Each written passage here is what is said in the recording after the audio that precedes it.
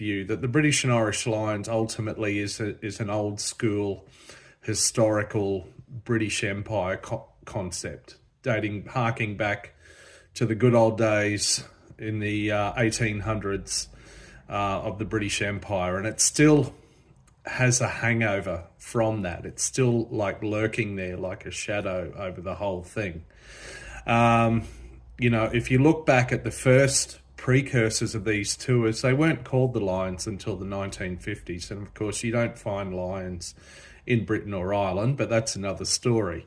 Hark back to the first tour that happened in 1888 to Australia. It was a bunch of Englishmen and a smattering of a few Scots. There were no Welsh and no Irish.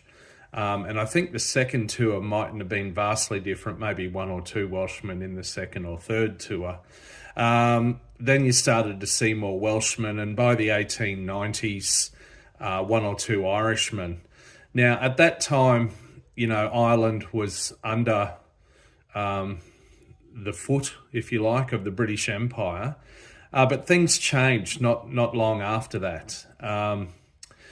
And look, I'm no expert, but I will say I've lived in Ireland for a couple of years and I have Irish ancestry. I do know more than the average person about some of this history, but I don't claim to be an expert. People are welcome to add their 2 cents worth and also add their views on this. But of course, we had the Easter Rising in Ireland in 1916 and then the Irish War of Independence from 1919 to 1921.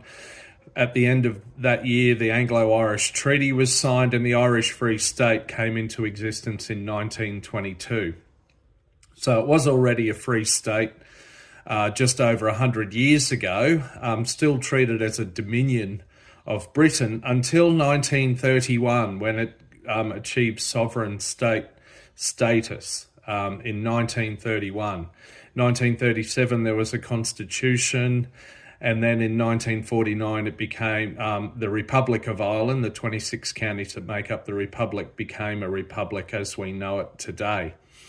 Of course, when we talk about the Ireland rugby team, it covers the Republic of Ireland as well as Northern Ireland, the 6 counties in Northern Ireland, in Ulster. But ultimately, Ireland has been a sovereign state since 1931. Yet the Lions were not known as the British and Irish Lions until 70 years after that. So even in 1997, they were still known as the British Lions. Why the hell did it take 70 years